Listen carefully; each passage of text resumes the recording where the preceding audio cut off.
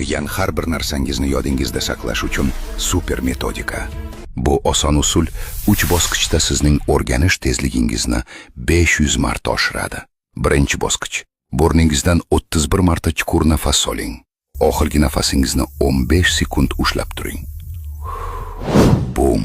Miyangiz chempionlardek ishlashga tayyor. Ikkinchi bosqich.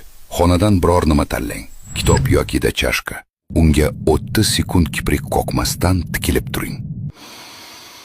Bu diqqatni kuchaytiradi. 3 bosqich. Har 5 dan 10 daqiqada 15 sekundga to'xtang. O'ylamang, hech narsa qilmang. Miyangiz bu vaqtni o'rganganlaringizni o'zlashtirishga sarflaydi. Endi diqqat bilan eshiting.